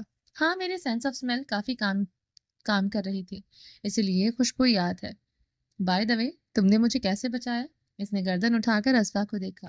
آنکھوں میں الجھن تھی۔ میں قریب سے گزر رہی تھی، میں نے ایک گاڑی کو الٹے دیکھا، پھر میری مت ماری گئی۔ اس کا انداز اتنا جلا بھنا تھا کہ فجر نے ہولے سے مسکرا کر سر اس بات میں ہلایا۔ اس نے پھر سے اپنے فون کو دیکھا جس کی اسکرین ٹوٹ چکی تھی، شاید اس کا پینل ٹوٹ گیا تھا۔ اسے یاد تھا جب اس کا ایکسیڈنٹ ہوا موبائل میں بیٹری کافی کم تھی اور اب وہ تقریباً فل تھا۔ ازوا نے اس کی الجھن بھانپ لی۔ پینل ٹوٹ چکا ہے؟ تم سے یہ آن بھی نہیں ہوتا۔ میں نے چیک کر کے آن کر دیا ہے اور چارج بھی، شاید تمہارے کام آ جائے۔ میرا فون لاک تھا، میرے علاوہ کوئی نہیں کھول سکتا۔ تم نے یہ کیسے کیا؟ وہ بگڑی نگاہوں سے ازوا کو دیکھنے لگی۔ اس کی بات پر ازوا ہنس دی۔ کیونکہ میں ایک سائبر سیکیورٹی آفیسر ہوں، اس نے کمال بے نیازی سے اچکائے۔ یقیناً تم نے میرے فون کی چیکنگ بھی کی ہوگی۔ مجھے ایسے تڑک اٹھی۔ ازوا نے کمال مہارت سے خود پر ضبط کیا تو دل تو کر رہا تھا اس کی گردن مروڑ کر یہاں سے دفع ہو جائے۔ تمہیں پتا ہونا چاہیے کہ کسی کا فون بغیر اجازت نہیں دیکھتے۔ وہ ابھی بھی بڑبڑا رہی تھی، سر گھوم رہا تھا، چکر آ رہے تھے، آنکھوں کے سامنے اندھیرا چھا رہا تھا، پر اسے کیا فرق پڑتا تھا؟ بدقسمتی سے مجھے تمہارے فون میں ایٹم بم بنانے کا کوئی فارمولا نہیں ملا۔ اب جلدی اٹھو تاکہ میں تمہیں گھر ڈراپ کر سکوں، پھر مجھے اپنے آفس جانا ہے۔ وہ بیزار تھی۔ میں خود چلی جاؤں گی۔ وہ ہر درم بنی بیٹھی رہی۔ یا خدا مجھے صبر دے۔ ازوا نے بے چینی سے رخ بدلا۔ وہ اتنی باتیں نہیں سنتی تھی، مکہ مار کر زبان بند کر دیتی تھی، جبکہ فجر اب سوشل میڈیا پر چلتی نیوز دیکھ رہی تھی۔ اس نے خود کل رات والے حادثے کی خبر نکالی۔ ایک نجی چینل ایک نیوز پیج پر بتایا جا رہا تھا، الٹی پڑی گاڑی کی تصویر بھی ملی تھی، لیکن پر ذرائع کے مطابق گاڑی میں کوئی نہیں تھا۔ میں نے تمہاری جان بچائی بجائے اس کے کہ تم میرا شکریہ ادا کرو۔ تو مجھے باتیں سنا رہی ہو؟ وہ سینے پہ ہاتھ باندھے بولی، لہجے میں غصے کی آمیزش تھی۔ یقیناً میں نے خود کو بچانے کی بھیک نہیں مانگی ہوگی، ویسے بھی گاڑی دھماکے سے نہیں اڑی۔ اگر تم مجھے نہ بچاتی تو بھی میں بچ جاتی۔ حسبہ نے بھوری آنکھیں پھاڑ کر اس احسان فراموش کو دیکھا اور اگلے ہی پل وہ بنا کچھ کہے پیر پٹک دی، کمرے سے نکل گئی۔ دروازہ زور سے مارا۔ فجر نے ایک نظر بند دروازے کو دیکھا اور پھر اس نے گہرا سانس لے کر بیڈ فرام سے ٹیک لگا لی۔ مہنگے ہسپتال کا مہنگا ترین کمرہ، جانے بل کتنا بنا ہوگا؟ وہ بے چینی سے گھر کا نمبر ملا رہی تھی۔ لینڈ لائن پر بیل جا رہی تھی، پر فون کسی نے نہیں اٹھایا۔ جانے اماں کے حالات کیا ہوں گے؟ اور وہ خواب ایسا تھا کہ اسے ابھی تک اپنے جسم پر مکڑیاں رینگتی ہوئی محسوس ہو رہی تھی، جبکہ باہر اس کے ڈسچارج کا فارم فل کر رہی تھی۔ زیادہ چوٹیں نہیں تھی تو اسے یہاں رکھنے کا کوئی مقصد نہیں تھا۔ فارم فل کرتے وقت اسے رئیس کا میسج موصول ہوا، کیسی گزر رہی ہے؟ ازوا کے تصور میں رئیس کا چڑھاتا ہوا چہرہ اٹھا۔ وہ ایک ڈیمن اور ایک ملکہ معلوم کو ساتھ چھوڑ گیا تھا۔ اللہ جانے نتیجہ کیا نکلتا۔ I just hate her۔ ازوا نے تیزی سے ٹائپ کیا اور میسج سینڈ کر دیا۔ کاش اسے فجر مراج کی سپاری مل جائے، واللہ اسے مارنے میں کیا خوب مزہ آئے گا۔ وہ فارم فل کرتے ہوئے یہی سوچ رہی تھی۔ کچھ دیر بعد وہ کمرے میں آئی تو فجر کو بیگ تھامے کھڑے پایا۔ ازوا کے ہاتھ میں بھی ایک شاپنگ بیگ تھا۔ میرے کپڑے نہیں مل رہے، وہ الجھی ہوئی تھی۔ تو میں گاڑی سے نکالتے وقت تمہارے کپڑے پھٹ گئے تھے، یہ پہن لو۔ اس نے بیگ فجر کی جانب بڑھایا، جسے فجر نے تذب بذب کا شکار ہوتے تھام لیا۔ اس کی قمیض کا دامن پھٹ چکا تھا۔ اس نے بیگ میں جھانک کر دیکھا تو ایک سادہ سا سوٹ نظر آیا۔ وہ اسے لے کر واش روم میں گھس گئی۔ کچھ دیر بعد باہر نکلی تو کپڑے بدل لیے تھے، پر ازوا کو وہیں کھڑے دیکھ کر اسے کوفت ہوئی۔ میں نے کہا تھا میں چلی جاؤں گی، وہ بگڑ کر بولی۔ آخر وہ جا کیوں نہیں رہی تھی؟ اس کی ہیزل آنکھوں میں الجھن ہی الجھن تھی۔ مجھے تمہیں اس ہسپتال سے نکالنا ہے، پھر خود ہی چلی جانا۔ اب جلدی چلو، میں مزید ویٹ نہیں کر سکتی۔ ازوا حکمیہ کہتی دروازہ کھول کر باہر نکلی تو فجر کو بھی اس کی تقلید کرنی پڑی۔ گھنٹے بعد وہ اپنے اپارٹمنٹ کے دروازے پر کھڑی تھی، ہاتھ میں کچھ بیگ تھے۔ آتے ہوئے وہ ایک مال میں گھس گئی تھی۔ ازوا نے اسے مال اتارا تھا، اسے گھر کا کچھ سامان لینا تھا۔ سیڑھیاں چڑھ کر آتے ہی اس کی ہمت جواب دے گئی تھی۔ رات بارش کے بعد مطلع صاف تھا، سورج پوری آب و تاب سے چمک رہا تھا۔ وہ بیگ سے چابی نکالتی دروازہ کھول رہی تھی جب اس کی نظر دروازے کے ایک جانب رکھے پھولوں کے بکے پر پڑی۔ ایک کارڈ پھولوں کے درمیان واضح نظر آ رہا تھا۔ اس نے جھک کر کارڈ نکالا۔ نئی زندگی مبارک ہو، بلقیس کا بیٹا۔ یہ منحوس نام اسے پیچھا کیوں نہیں چھوڑتا؟ اس نے کارڈ تروڑ مروڑ کر وہیں پھینک دیا۔ دروازہ کھول کر اندر داخل ہو گئی۔ اماں اسے لاؤنج میں نظر نہیں آئی۔ وہ غصے سے لال پیلی ہوتی اندر آئی اور دروازہ زور سے دے مارا۔ سر بری طرح چکرا رہا تھا۔ اندر آتے ہی اس نے شاپنگ بیگز میز پر رکھے اور اسے بیگ کھول کر اندر سے اپنی میڈیسن نکال رہی تھی جب اچانک اماں اپنے کمرے سے نکلی۔ ان کا چہرہ لال بھبوکا تھا، ان کی جانب فجر کی پشت تھی۔ فجر انہیں نہیں دیکھ پائی۔ اماں نے غصے سے آگے بڑھ کر اس کا بازو پکڑا اور کھینچ کر اس کا رخ اپنی جانب کیا۔ کہاں تھی تم؟ اماں کا جھٹکا اتنا زوردار تھا کہ وہ لڑکھڑا کر رہ گئی۔ نہ انہیں اس کے ماتھے کی پٹی نظر آئی، نہ چہرے کے خراشے اور نہ ہی ہاتھ پر بندھی پٹی۔ انہیں کچھ نظر نہیں آیا، صرف وہ نظر آیا جو انہیں پچھلی رات دکھایا گیا تھا۔ اماں، فجر پھٹی پھٹی نگاہوں سے انہیں دیکھے گئی۔ اماں نے جب ڈھیر سارے بیگ دیکھے تو ان کا پارا مزید ہائی ہوا۔ تم مر کیوں نہیں جاتی فجی؟ تم مر کیوں نہیں جاتی؟ اماں نے بیگ اٹھا کر اسے مارنا شروع کر دی۔ وہ جیسے اپنے حواسوں میں نہیں تھی، جبکہ فجر تو اپنی جگہ ساکت کھڑی تھی۔ ڈھیر سارا سامان کھانے پینے کا بیکری کا اس سب کے آس پاس بکھرنے لگا۔ اسے یاد تھا بچپن میں اماں ابا اسے فجی کہتے تھے اور اسے یہ نام پسند نہیں تھا۔ آج سالوں بعد انہوں نے اسے فجی کہا تھا۔ تو ڈائن ہے فجر، تیرا پیٹ کیوں نہیں بھرتا؟ تیری ہوس کیوں نہیں جاتی؟ تو اپنے باپ کو کھا گئی، میری خوشیاں کھا گئی۔ تجھے کتنی دولت چاہیے، کتنی عشرت چاہیے؟ اماں رو رہی تھی، وہ زور زور سے چلا رہی تھی، جبکہ فجر تو اپنی جگہ جم گئی تھی۔ یوں لگا جیسے وہ سانس نہ لیتی ہو۔ ہیزل آنکھیں پانیوں سے بھر گئی تھی۔ اس نے زبان دانتوں تلے دبا لی۔ نہیں اماں سے نہیں لڑنا، اس نے عہد کر لیا تھا۔ مٹھیاں بھینچ لی، زخمی ہاتھ سے خون بہہ نکلا، ہاتھ پہ پٹی بندھی، سرخ پڑنے لگی۔ تم مر جا فجر، تم مر کیوں نہیں جاتی؟ اماں بین کرنے لگی۔ فجر کو لگا جیسے کسی نے اسے پسلیوں میں ہاتھ ڈال کر اس کا دل نکال لیا ہو۔ اماں بکھرے ہوئے سامان کے قریب بیٹھی تھی، وہ پھوٹ پھوٹ کر رو رہی تھی۔ فجر آگے نہیں بڑھی، وہ بڑھ ہی نہیں سکتی تھی۔ اسے لگا تھا اس کی اور اماں کے درمیان سب کچھ ٹھیک ہو رہا ہے۔ اسے غلط لگا تھا۔ پتہ نہیں وہ کتنی دیر کھڑی تھی، اسے پتہ ہی نہیں چلا۔ آنسو ٹوٹ کر اس کے گالوں پر لڑک گئے۔ اس کی ہیزل آنکھوں میں اتنی جلن تھی کہ شاید ہی دنیا کی کوئی چیز انہیں ٹھنڈک پہنچا پاتی۔ کتنی ہی دیر وہ کھڑی رہی۔ اماں نے جیسے اس کے پیر کاٹ دیے تھے۔ میز پر رکھا اس کا فون بج اٹھا تو وہ جیسے کابوس سے جاگ اٹھی۔ پر یہ تو اس کی حقیقی دنیا ہی کابوس جیسی تھی۔ تو مجھے کیوں چھوڑ کر گیا مینار کے ابا؟ مجھے اپنے ساتھ لے جاتا۔ اماں نے زبان منہ میں نہیں ڈالی، وہ نہ جانے کیا کیا بول رہی تھی۔ ایک باپ اور بیٹی کے درمیان فاصلہ تو زندگی کسی نہ کسی طرح گزر ہی جاتی، لیکن ماں اور بیٹی کے درمیان فاصلہ ہو تو زندگی عذاب بن جاتی ہے۔ موبائل فون کی آواز پر گڑیا میں جیسے جان آ گئی۔ وہ آگے بڑھی اور میز پر دھرا فون اٹھایا۔ سونیا سلطان کی کال تھی۔ ٹوٹی پھوٹی اسکرین سے اسے نام نظر آ گیا تھا۔ اس نے فون اٹھاتے کان سے لگایا۔ ہیلو۔ حلق میں آنسو کا گولا اٹک گیا۔ وہ بمشکل بول پائی، ہائے فجر ہنی، کیسی ہو؟ اس کے لہجے میں جیسے شیریں گھلی ہو۔ فجر قدم اٹھاتے اپنے کمرے کی جانب بڑھ رہی تھی۔ مجھے ایکسیڈنٹ کی خبر ملی، تمہیں رات سے فون کر رہی ہوں پر تمہارا نمبر نہیں لگا۔ تم ٹھیک ہو نا؟ مجھے بتاؤ، میں ابھی آتی ہوں۔ موبائل فون نے اس کی آواز ابھر رہی تھی اور فجر نے کمرے میں داخل ہوتے دروازہ بند کر لیا۔ آخری بات جو اس کو سنائی دی تھی وہ یہ تھی، میں ٹھیک ہوں، سب ٹھیک ہے، سب ٹھیک ہے۔ وہ رٹے رٹائے طوطے کی طرح بول رہی تھی۔ وہ کیا ٹھیک تھی؟ کیا سب ٹھیک تھا؟ یہ پچھلی رات کی بات تھی۔ بادل زوروں زوروں سے گرج رہے تھے اور بجلی کڑک رہی تھی۔ فجر نے بتایا تھا کہ وہ لیٹ آئے گی، پر 9 سے 10 بج گئے۔ اماں کے دل کو کچھ ہونے لگا۔ وہ بار بار دروازہ کھول کر دیکھ رہی تھی، بار بار ونڈو سے جھانک رہی تھی، پر فجر نہیں آئی۔ گھر میں رکھا لینڈ لائن خاموش تھا۔ وہ عشاء کی نماز کے بعد ہی اس کا انتظار کر رہی تھی۔ اسے زیادہ سے زیادہ 8 بج جاتے تھے، پر آج تو 11 بج گئے تھے اور اماں کی حالت عجیب ہو گئی۔ وہ دعا کر رہی تھی، فجر کے فون کا انتظار کر رہی تھی، پر دوبارہ اس کا فون نہیں آیا۔ 11 بجے اور پھر 12 بج گئے۔ اماں جلے پیر کی بلی کی طرح گھومتی رہی۔ دل گھبرا رہا تھا، وہ کیوں نہیں آئی تھی۔ اور پھر 12:30 بجے فون کی گھنٹی بج اٹھی۔ وہ تیزی سے فون کی جانب لپکی۔ ہیلو فجر۔ انہوں نے فوراً اٹھا کر کان سے لگایا۔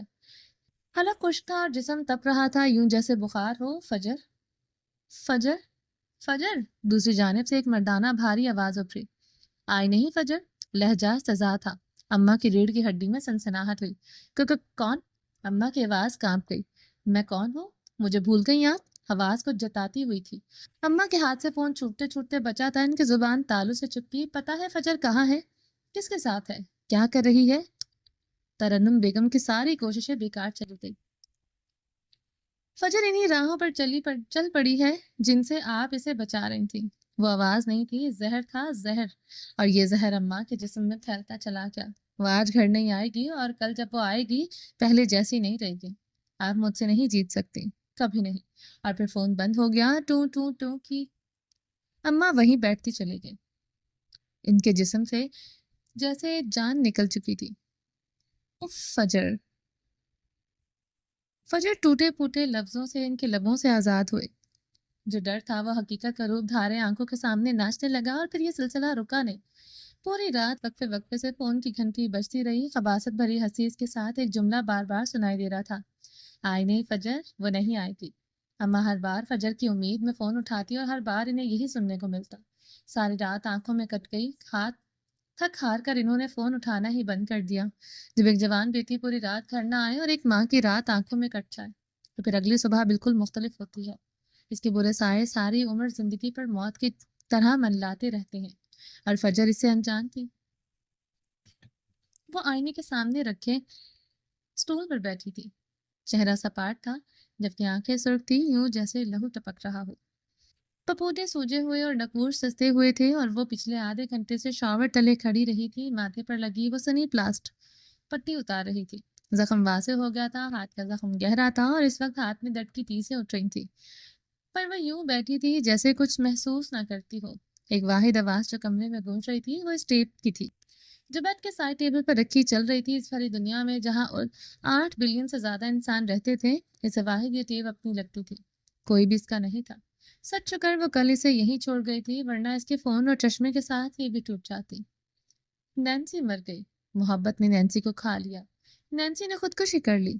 ولیم کی آواز ٹیپ سے ابھرتی سنائی دیتی تھی، اس کا لہجہ بھرایا ہوا تھا، فجر اس کی زندگی کی کہانی اس کی زبانی سن رہی تھی، اور اسے محسوس ہوا جیسے بھری دنیا میں اس کی طرح ولیم بھی اکیلا تھا۔ نینسی کیسے مر سکتی ہے؟ کیا محبت انسان کو یوں کھا جاتی ہے؟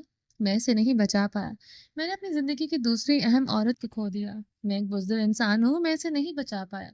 وہ تڑپ رہا تھا اور فجر اپنی صورت آئینے میں دیکھتے ہوئے اسے سنے گئی۔ یہ واقعی غیر متوقع تھا، وہ کبھی نینسی سے نہیں ملی تھی، پر اس ٹیپ نے اسے نینسی سے ملوا دیا تھا۔ بلونڈ بالوں والی لڑکی کس قدر خوبصورت ہوگی نا، پر موت کو اس پر ترس نہیں آیا۔ اچانک ٹیپ بند ہو گئی، خاموش، بالکل خاموش۔ اس نے اٹھ کر نیکسٹ کا بٹن دبایا۔ یہ خاموشی قائم رہی جب تک اس کا فون نہیں بج اٹھا۔ اس نے بیڈ پر پڑا فون اٹھایا، بنا دیکھے یس کر کے اسپیکر پر ڈال دیا، شاید وہ یہ فون کال متوقع کر رہی تھی۔ کیسی گزری رات؟ وہی پرائیویٹ نمبر سے آنے والی کال۔ یہ مت کہنا کہ تم بچ گئی ہو، اسے بچنا نہیں کہتے۔ ایک خباثت بھرا کہکا ابھرا۔ وہ خاموش رہی، بالکل خاموش، آج صرف اسے سننا تھا۔ اس نے سنگار میز پر رکھا موئسچرائزر اٹھایا اور زخمی ہاتھ پر ایک جانب نکالنے کے بعد اسے دوسرے ہاتھ سے چہرے پر لگایا۔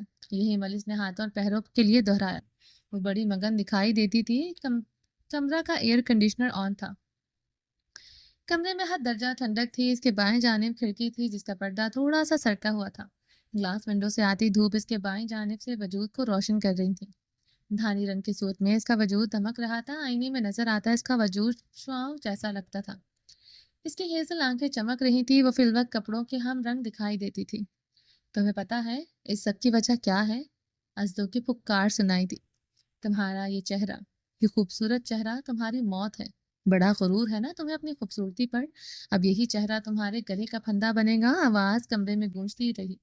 فجر نے موئسچرائزر واپس رکھا اور لپ آئل اٹھایا، پھر لپ آئل کھول کر کچھ لبوں پر لگایا اور ہونٹوں کو آپس میں رگڑنے کے بعد واپس رکھ دیا۔ فجر سے پہلے اندھیرا بہت گہرا ہوتا ہے۔ اس بار اس کی بھاری آواز سنائی دی۔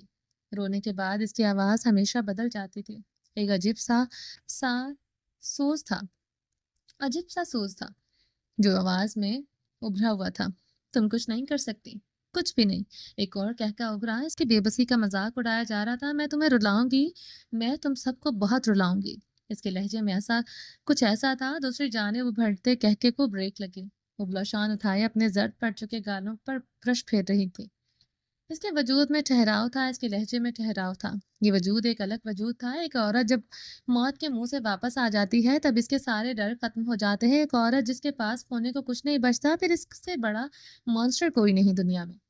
تمہیں جھکنا ہوگا فجر معراج، تمہیں جھکنا ہوگا۔ تم جانتے ہو فجر معراج لڑکھڑا سکتی ہے، گر سکتی ہے، ٹوٹ سکتی ہے، ریزہ ریزہ ہو کر بکھر سکتی ہے، مر سکتی ہے، پر جھک نہیں سکتی۔ وہ بالوں میں ہاتھ پھیر رہی تھی، دوسری جانب خاموشی چھا گئی اور پھر فون بند ہو گیا۔ وہ اسٹول سے کھڑی ہو گئی۔ اس کا سراپا واضح ہو گیا۔ یہ رنگ اس نے پہلی بار پہنا تھا اور یہ اتنا حسین لگ رہا تھا کہ اس پر نظریں نہیں ٹھہر رہی تھیں۔ شارٹ شرٹ اور حد درجہ کھلا پلازو، اس کا دبلا پتلا سراپا کھلے کپڑوں میں چھپ گیا۔ وہ الماری کے نچلے خانے سے جوتے نکال رہی تھی، سفید رنگ کے کوٹ شوز اس نے ڈبے سے نکالے اور شفاف پیروں میں پہن لیے۔ بال برش نہیں کیے تھے، اسے آج ہلکے ہلکے کرل چاہیے تھے۔ آگے سے دو لٹوں کو پلٹ کر پیچھے سفید بو میں سے باندھ دے، سفید رنگ کا کریپ کا دوپٹہ گلے میں ڈال لیا۔ گہنوں کے نام پر کان میں چمکتے انتہائی چھوٹے چھوٹے ٹاپ سے، پھر وہ باہر سے اپنی میڈیسن اٹھا لائے، ماتھے پر نیا سنی پلاس لگایا اور زخمی ہاتھ پر پایودین لگانے کے بعد وہی پٹی لپیٹ لی۔ آئینے کے سامنے کھڑے ہوتے ایک آخری نظر اپنے سراپے پر ڈالی۔ اسے دیکھ کر فی الوقت ایک ہی لفظ ذہن میں آتا تھا، وہ تھا بریتھ ٹیکنگ۔ ہاں، ولیم نے ٹھیک کہا تھا، وہ ویسی ہی لگ رہی تھی۔ لیکن اس کا یہ وجود، اس کا یہ خوبصورت چہرہ اس کے لیے قرض تھا۔ اگر یہ قرض تھا تو اس نے اس قرض کو اون کر لیا تھا، کیونکہ ہر لڑکی گہنے نہیں پہنتی، کچھ سکارز پہنتی ہے، انہیں اوڑھ لیتی ہے، اور اس نے اپنے زخموں کو اوڑھ لیا تھا۔ آخری نظر خود پر ڈال کر وہ بیگ اٹھاتے کمرے سے نکل گئے۔ اس کے اندر ایک افرید پل رہا تھا جو اس کے ٹوٹے ہوئے دل کی کرچیوں کو اور اس کے روح پر لگے گہرے زخموں سے غذا حاصل کر رہا تھا۔ یہ کوئی خونخوار درندہ نہیں تھا بلکہ ایک سرد بے رحم قوت تھی جس نے اس کے درد کو فولاد بنا دیا تھا۔ وہ جانتی تھی کہ ٹوٹ سکتی ہے، اس کی ہڈیاں چور چور ہو سکتی ہیں، اس کا دل ایک بار پھر سے ریزہ ریزہ ہو سکتا ہے، لیکن وہ جھک نہیں سکتی۔ اس کے اندر کا افرید اسے ایسا کرنے کی اجازت نہیں دے گا۔ ہر درد ایک ایندھن تھا جس کی ضد کی آگ کو بھڑکاتا تھا، ہر آنسو ایک ایسا عہد تھا جس کی کمر کو سیدھا رکھتا تھا۔ وہ گر سکتی تھی، وہ لڑکھڑا سکتی تھی، لیکن کبھی بھی کسی کے سامنے سر تسلیم خم نہیں کریں گے۔ اس کے اندر کا افرید اسے اٹھنے پر مجبور کرتا تھا، ہر بار پہلے سے زیادہ مضبوط اور ناقابل تسخیر۔ وہ ٹوٹ سکتی تھی لیکن اس کی روح اتنی مضبوط تھی کہ اسے کبھی جھکایا ہی نہیں جا سکتا تھا۔ وہ چلتے ہوئے اماں کے کمرے تک آئی، کمرے کا دروازہ کھلا تھا۔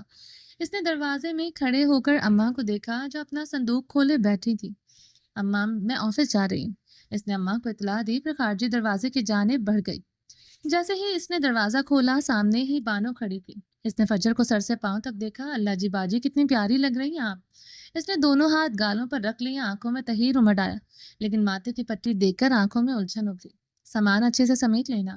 وہ اسے تنبیہ کر کے آگے بڑھ گئی۔ آیت الکرسی پڑھ لیں باجی ورنہ نظر لگ جائے گی۔ سیڑھیاں اترتے سے بانو کی آواز سنائی دی، پھر وہ انسنی کرتی نیچے اترتے چلی گئی۔ جو خود کو قرض ہوا، اسے کس کی نظر لگ سکتی ہے؟ وہ ایک بڑی سی اونچی کلاس ڈور والی دکان میں کھڑی اپنا چشمہ بنوا رہی تھی۔ چشمہ بن چکا تھا، وہ اب اسے آنکھوں پہ لگا کر چیک کرنے لگی، اور عین اسی وقت اس کے سماعت سے سونیا سلطان کی آواز ٹکرائی۔ شاید کوئی نیوز چل رہی تھی۔ آپ کی گاڑی سڑک کے بیچوں بیچ الٹی پائی گئی ہے، کیا آپ ٹھیک ہیں؟ ایک نمائندہ اس سے پوچھ رہا تھا۔ وہ اپنے آفس میں بیٹھی تھی۔ جی میں بالکل ٹھیک ہوں۔ دراصل اس گاڑی میں لیکس کی ایک سینئر ڈیزائنر تھی جس کا ایکسیڈنٹ ہوا۔ الحمدللہ وہ اب ٹھیک ہیں، پریشانی کی کوئی بات نہیں ہے۔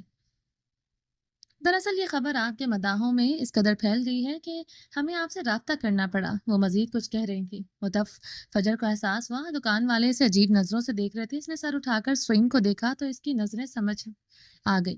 اسکرین پر گاڑی کے ساتھ ساتھ اس کی تصویر چل رہی تھی۔ اسے جیسے فرق ہی نہیں پڑتا تھا۔ وہ چشمہ لے کر بل ادا کرتی باہر نکل آئی۔ لکس کی جانب رواں اس کی نظر راستے میں آنے والے رئیس ہوٹل پر پڑی۔ کریم رنگ کی عمارت اپنی مثال آپ تھی۔ اس کے اوپر انگریزی میں رئیس لکھا تھا اور تاج کا لوگو چمک رہا تھا۔ گاڑی تیزی سے آگے بڑھ رہی تھی، عمارت پیچھے رہ گئی۔ یہ نام ہر جگہ تھا اس کے چاروں جانب۔ پتہ نہیں وہ شخص کیا تھا، پر ہر جگہ تھا۔ ہر ایریا میں اس کی کوئی نہ کوئی آؤٹ لیٹ تھی، کہیں مشہور ہوٹل تو کہیں ٹیکسٹائل فیکٹریاں۔ رئیس کا سراپا اس کے تصور کے پردے پر لہرایا، اور ساتھ کھڑی ازواج اس نے سر جھٹک کر رئیس کا خیال اپنے ذہن سے نکالا۔ لیکس پہنچنے پر اس نے رخ میڈم سونیا کے آفس کی جانب موڑا۔ پہلے اسے کوئی جانتا ہو یہ نہ ہو، پر اب ہر نظر اسے پہچانتی تھی، کیونکہ میڈم سونیا کی گاڑی کا حادثہ ہوا تھا اور اس وقت گاڑی میں فجر معراج تھی۔ میڈم سونیا کے دروازے پر دستک دینے کے بعد دروازہ کھول کر اندر داخل ہوئی۔ اپنی کرسی پر بیٹھی سونیا اسے دیکھ کر حیران رہ گئی۔ شاید انہیں توقع نہیں تھی کہ فجر آفس آ جائے گی۔ انہیں اچھا خاصا شوق لگا تھا۔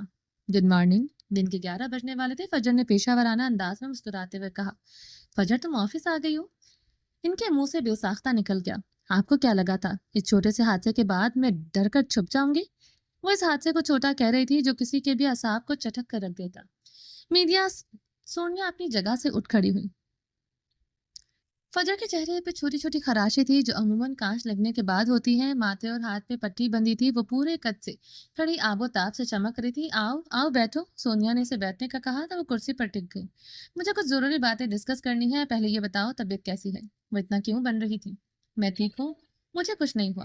مجھے نئی کنوینس چاہیے۔ پچھلی گاڑی کافی کھٹارا تھی، سونیا سے دیکھے جا رہی تھی۔ آج کی فجر کل کی فجر سے مختلف لگ رہی تھی۔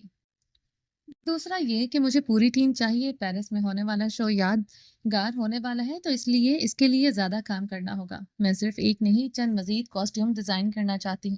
سونیا نے سنتے ہوئے اس بات میں سر ہلایا۔ ڈونٹ وری ہنی، ہو جائے گا۔ اس نے مزید چند باتیں کی اور پھر اٹھ کھڑی ہوئی۔ دروازے کے قریب پہنچ کر وہ رکی۔ ارے ہاں یاد آیا۔ اس نے پلٹ کر سونیا کو دیکھا۔ کل رات موصول ہونے والی سیلری میں فیول الاؤنس ایڈ نہیں تھا۔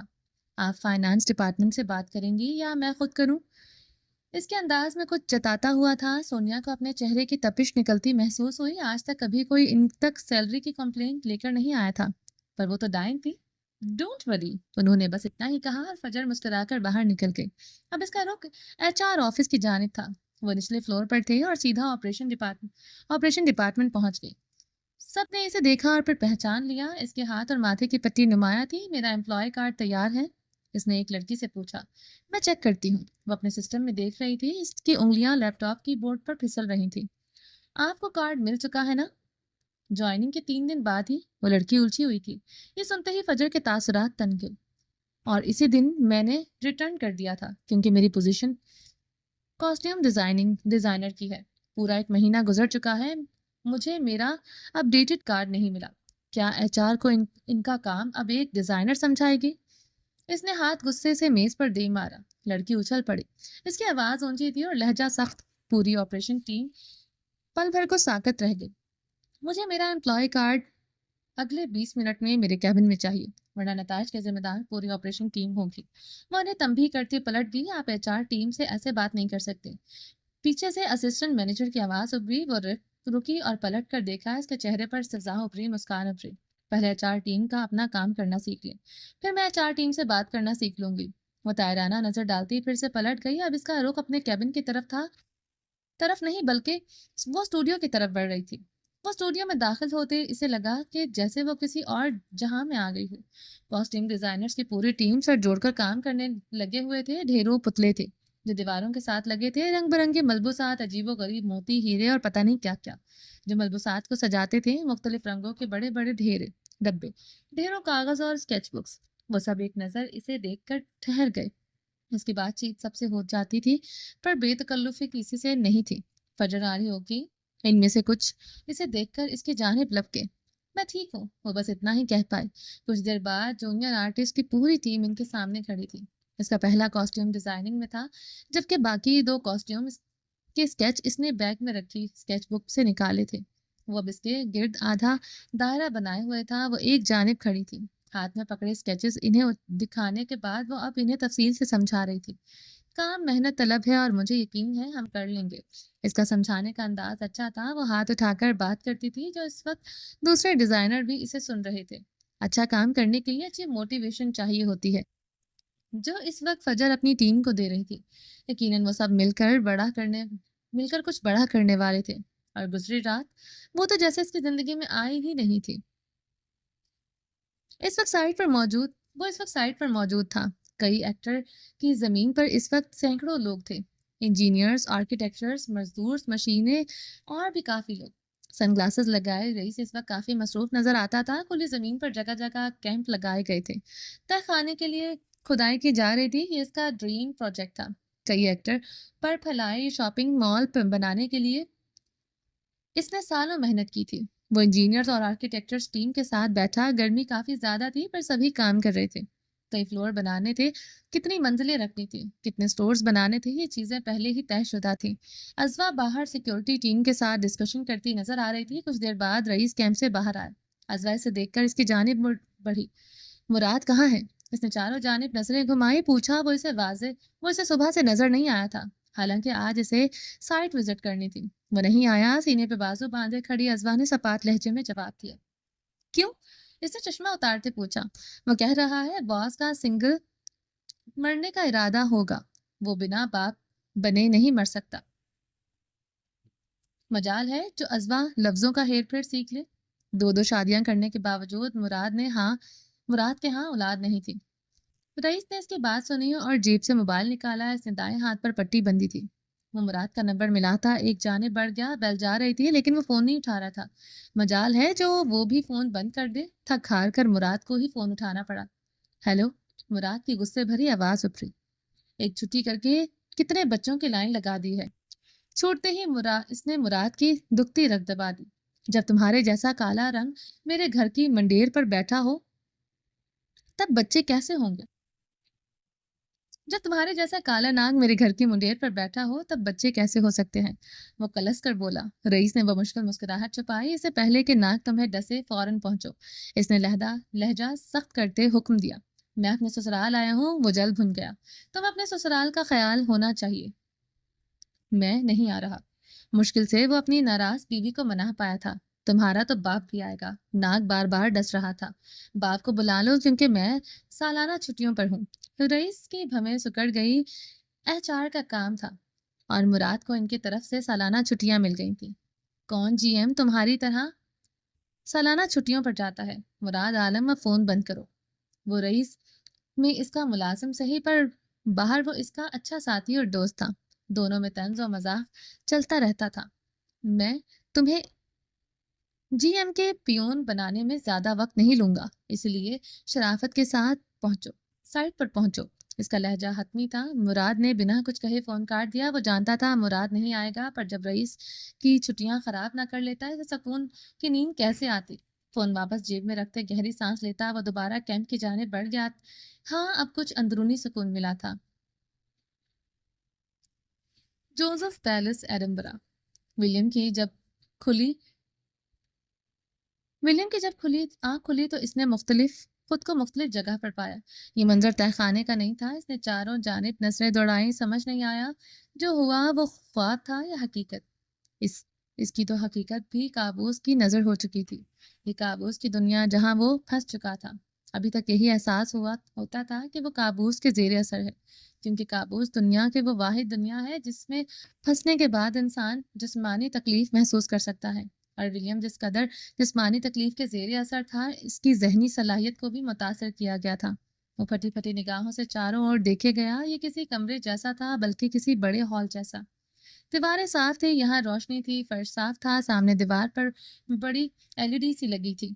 اس کے نیچے میز رکھا تھا، ایک سنگل کرسی پڑی تھی، پر وہ اس کی پہنچ سے دور تھی۔ وہ ابھی بھی دیوار کے ساتھ بیڑیوں سے بندھا تھا۔ یہ کون سی جگہ تھی؟ جوزف پیلس میں۔ یہ جگہ اس نے پہلے کبھی نہیں دیکھی تھی۔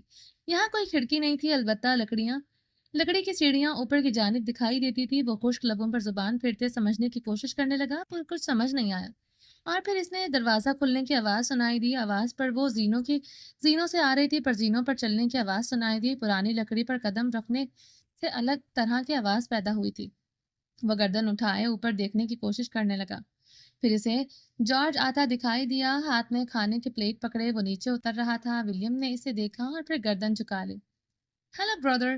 وہ خرامہ چلتا ہوا آیا، پھر کھانے کی پلیٹ میز پر رکھ دی اور کرسی کھینچ کر اس کے سامنے بیٹھ گیا۔ وہ زنجیروں سے بندھے ولیم کو دیکھ رہا تھا۔ اس کا وجود زخمی تھا اور شاید روح اس سے بھی زیادہ زخمی، پر اس کی ضد نہیں ٹوٹی تھی۔ کتنا وقت گزر چکا ہے، تم ولیم کے منہ سے ایک لفظ نہیں اگلوا پائے۔ اگر تم سے نہیں ہو رہا تو مجھے بتاؤ، یہ کام کسی اور کو سونپتا ہوں۔ مسٹر جوزف کی خفگی بھری آواز سنائی دی۔ یہاں آنے سے پہلے وہ ان کے پاس ہی تھا۔ میں کر لوں گا ڈیڈ، اسے تکلیف دینے کا حق صرف میرا ہے۔ یہ کام میرے علاوہ کوئی اور نہیں کرے گا۔ اس نے پہلی بار مسٹر جوزف کے سامنے اپنی مرضی رکھی تھی، اور اس وقت ولیم کے سامنے بیٹھا تھا۔ وہ بھوکا تھا، جانے کتنے دنوں کا اسے بھوکا رکھا جا رہا تھا، کیونکہ پیٹ سے بڑا دوزخ کوئی نہیں۔ اسے بھرنے کے لیے انسان دوسرے انسان کو کھا جائے۔ وہ اب بے بس اور بندھے ہوئے ولیم کو دیکھے گیا۔ وہ بے بس ہونے کے باوجود اسے اتنا ٹف ٹائم دے رہا تھا۔ تمہارے لیے کھانا لایا ہوں۔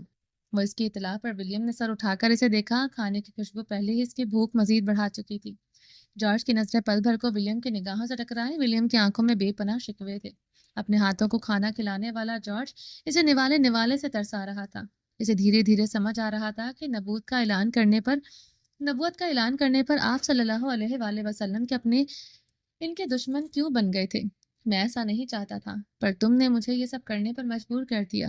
جارج اٹھ کھڑا ہوا۔ وہ اب کھانے کی میز کی جانب بڑھ رہا تھا۔ تمہیں پیٹ بھر کر کھانے کو، تم ہمیشہ سے ایسے ہی تھے۔ ولیم نے اس کی بات کاٹی۔ وہ ہانپتے ہوئے بول رہا تھا۔ اب تو بولنے کی بھی طاقت نہیں بچی تھی۔ جارج کا ہاتھ رک گیا۔ اس نے سوالیہ نظروں سے ولیم کو دیکھا۔ تم ہمیشہ سے ہی مانسٹر تھے جارج۔ اس نے جارج کو دیکھا۔ اس کی نظریں جتاتی ہوئی تھی، یہ حیوان تمہارے اندر ہمیشہ سے چھپا ہوا ہے۔ میں نے تمہیں حیوان بننے پر مجبور نہیں کیا، میں نے بس اسے باہر نکال دیا۔ وہ جانے کس راز کی جانب اشارہ کر رہا تھا۔ جارج کے چہرے کی رنگت بدل گئی۔ بکواس بند کرو، یہ سب تمہاری وجہ سے ہو رہا ہے۔ وہ اس کی بات کاٹتے درشتی سے چلایا۔ تمہیں وہ بلیاں یاد ہیں ولیم؟ پر اس کے چلانے کا کوئی اثر نہیں ہوا۔ اس کے چہرے پر استضاء تھا۔ اسے بچپن کا وہ واقعہ آج بھی یاد تھا۔ بلیوں کا سنتے ہی جارج کے وجود میں ایک سنسنی خیز لہر دوڑ گئی۔ اس کی آنکھوں میں خوف دکھائی دیا۔ جس واقعے کو وہ بھول چکا تھا، ولیم کو یاد تھا۔ کوئی گہرا راز تھا جو ماضی سے جڑا تھا۔ پورا جوزف پیلس ہی سنتے ہی جھنجھنا اٹھا۔ پیلس کے در و دیوار عجیب و غریب سرگوشیاں کرنے لگے۔ یہ راز جاننے کے ہمیں ماضی کے پنوں کو الٹ پلٹ کرنا ہوگا۔ جوزف پیلس کی اوپری راہداریوں میں 10 سالہ جوش دیوار سے ٹیک لگائے گھٹنوں میں سر دیے رو رہا تھا. اس کے سامنے ہی ایک چھوٹی سی کالی بلی مری ہوئی پڑی تھی. وہ اس سے خوفزدہ دکھائی دیتا تھا. اس کی سسکیاں اوپری راہداریوں میں گونج رہی تھی. وہ اس قدر خوفزدہ تھا کہ اس کا پورا وجود ہچکیوں کی زد میں تھا. اس کا چہرہ لال ٹماٹر بن چکا تھا. اس کا وجود کانپ رہا تھا. جارج، کہاں ہو تم؟ یہ 8 سالہ ولیم کی آواز تھی. وہ اسے ڈھونڈتے ہوئے وہاں تک آ گیا تھا. آواز سنتے ہی جارج نے اپنے گھٹنے مزید سینے سے چپکا لیے، اپنے بازو اپنے گرد باندھ لیے. وہ خوفزدہ تھا. ابھی سب کو پتہ چل جائے گا کہ اس نے کیا کیا تھا اور پھر سب اس سے نفرت کریں گے. وہ سوچ سوچ کر خوفزدہ تھا. وہ رو رہا تھا. جارج، کہاں ہو تم؟ ولیم کو اس کی فکر تھی. جارج نے اپنے منہ پر ہاتھ رکھ کر اپنی سسکیوں کا گلا گھونٹا. وہ یہاں سے بھاگ بھی نہیں سکتا تھا. آج تو ہمت بھی نہیں تھی. اور پھر راہداریوں میں گھومتے پھرتے ولیم وہاں تک پہنچ گیا. اس نے جارج کو دیوار کے ساتھ لگے روتے ہوئے پایا. اس کے سامنے بلی کا مردہ وجود پڑا تھا. جارج، تم ٹھیک ہو؟ ولیم تڑپ کر اس کی جانب بڑھا. اس کے سامنے بیٹھتے ہوئے اس نے جارج کے چہرے کو اپنے ہاتھوں میں چھوا، چھو کر اوپر اٹھایا. اس کا سرخ ٹماٹر چہرہ، اس کی گالوں پر بہتے آنسو ولیم کو پریشان کر گئے. تم کیوں رو رہے ہو؟ اور سینڈی کو کیا ہوا ہے؟ اس نے بلی کو بے حس و حرکت پڑے دیکھا تو پریشانی سے پوچھا. اس کی کتھئی آنکھوں میں الجھن تھی. وہ اپنے بھائی کو روتے ہوئے نہیں دیکھ سکتا تھا. سینڈی مر گئی. میں نے اسے مار دیا. ہچکیوں کے زیر اثر وہ بمشکل بول پایا. ولیم نے اسے بے یقینی سے دیکھا. ماں کے مرنے کا اثر صرف ولیم پر نہیں ہوا تھا، بلکہ جارج نے بھی 4 سال کی عمر میں اپنی ماں کو کھو دیا تھا. وہ ان سے بہت زیادہ اٹیچ تھا. وہ اپنی ماں سے بے پناہ محبت کرتا تھا. اس کی ماں نسا کے پیدا ہونے کے بعد ہی مر گئی تھی، اور اس حادثے نے جارج پر گہرا اثر چھوڑا. وہ جب چھوٹی سی نسا کو روتے بلکتے دیکھتا تو اسے سمجھ نہیں آتا تھا اس چھوٹی سی گڑیا کو کیسے چپ کروائے. اسے ہر چیز، ہر انسان سے نفرت ہونے لگی تھی. وہ شدت پسند بن گیا تھا. وہ کیڑے مکوڑوں، چھوٹے پرندوں اور چھوٹے جانوروں کو جہاں بھی دیکھتا انہیں تکلیف پہنچانے کی کوشش کرتا، یا انہیں مار دیتا یا پھر انہیں آدھا مار کر چھوڑ دیتا. انہیں تڑپتا دیکھ کر اسے سکون ملتا تھا، اور جب وہ یہ کام کر لیتا تب اسے پچھتاوا ہوتا. وہ چپ چپ کر روتا. تم نے سینڈی کو کیوں مارا؟ وہ حیرانی سے جارج کو دیکھ رہا تھا. ہاتھ اس کے کانپتے ہاتھوں پر رکھا. پتا نہیں، میں نے سینڈی کو بھی مار دیا. وہ روتے ہوئے انکشاف کر رہا تھا. اس نے سر کے اوپر دیوار پر ٹنگی مشال روشن کی. ولیم اس کے قریب ہی آلتی پالتی مار کر بیٹھا. نسا کو بلیاں بہت پسند تھی. مسٹر جوزف اس کے لیے 2 ریگ ڈول لائے تھے، ایک سیاہ اور ایک سفید. وہ دونوں بہت خوبصورت تھیں. نسا انہیں بہت پیار سے رکھتی تھی. وہ بلیاں بھی نسا سے مانوس ہو چکی تھی. پھر ایک دن اچانک سفید والی غائب ہو گئی. سب نے مل کر ڈھونڈا پر وہ نہیں ملی.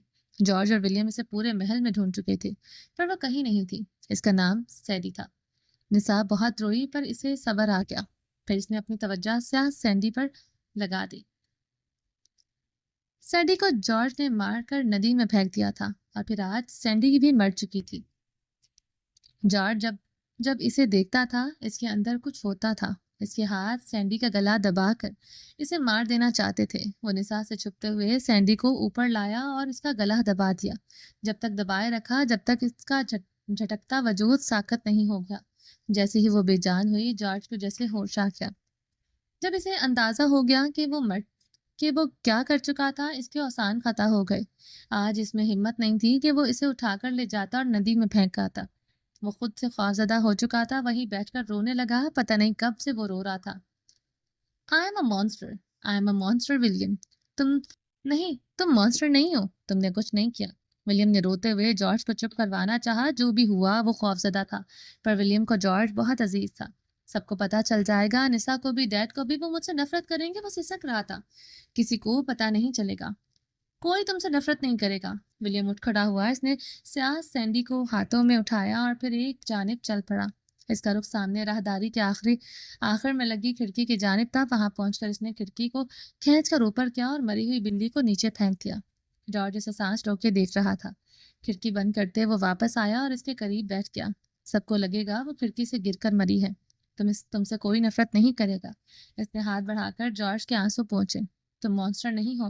شاید تمہارے اندر کوئی مانسٹر گھس گیا ہے. تمہیں اسے باہر نکالنا ہے. تمہیں اسے مارنا ہے اور بس تم پہلے جیسے رحم دل بن جاؤ گے. وہ معصومیت سے کہتا پیارا لگا. جارج نے بے ساختہ آگے ہوتے اسے گلے لگایا. Thank you William. وہ گلے میں اٹکے آنسو پر قابو پانے کی کوشش کر رہا تھا. تھینک یو کی ضرورت نہیں ہے. ہم بھائی ہیں اور ہمیشہ ساتھ رہیں گے. ولیم نے اس کی کمر پر تھپتھپاتے جواب دیا۔ منظر ایک دم بدل گیا۔ بیڑیوں سے بندھا ولیم اور میز کے قریب دھیرے دھیرے بیٹھتا جارج واضح ہو گئے۔ اس کی ٹانگوں سے جان نکل چکی تھی۔ وہ اپنی حقیقت کو خود سے بھی چھپاتے آیا تھا اور ولیم نے آج اسے یاد کروا دی تھی۔ اس واقعے کے بعد ولیم کی بیماری مزید بڑھ گئی تھی۔ جارج نے خود پر قابو پانا سیکھ لیا تھا۔ دونوں بلیاں کیسے مری تھی یہ راز ہی رہ گیا۔ البتہ اس کے بعد جوزف پیلس میں کوئی پالتو بلی نہیں آئی۔ جارج نے خود کو کمپوز کر لیا۔ اسے اپنے باپ کی ناراضگی سے ڈر لگتا تھا۔ وہ ان کی بے تنائی سہتا اور جب اس نے اپنے پیروں پہ قدم رکھا، جب جینی اس کی زندگی میں آئی تو سب ٹھیک ہونے لگا۔ لیکن وہ نہیں جانتا تھا ایک دن سب کچھ بگڑ جائے گا۔ مسٹر جوزف نے جو اس کے اندر ولیم کے لیے نفرت ڈالی تھی، اس نے جارج کے اندر کے حیوان کو دوبارہ جگا دیا تھا۔ تم ہمیشہ سے ہی ایسے تھے جارج۔ وہ مونسٹر جو تمہارے اندر تھا وہ کبھی مرا ہی نہیں۔ وہ آج بھی زندہ ہے اور اس وقت وہ تمہیں کھا رہا ہے۔ بکواس بند کرو، وہ زور سے چلایا، ہاتھ مار کر میز پر رکھی کھانے کی پلیٹ دور پھینک دی۔ ولیم اسے سزائیہ نظروں سے دیکھے گیا۔ میں مانسٹر نہیں ہوں، مجھے تم نے ایسا بنایا۔ وہ اٹھتے ہوئے چلایا، آنکھیں لہو ٹپک رہی تھی۔ میں نے تمہیں بچایا تھا، تمہارے مانسٹر ہونے کو سب نے سب سے چھپایا تھا۔ ولیم نے اپنی آنکھوں سے کھانے کو زمین پر گرتے دیکھا۔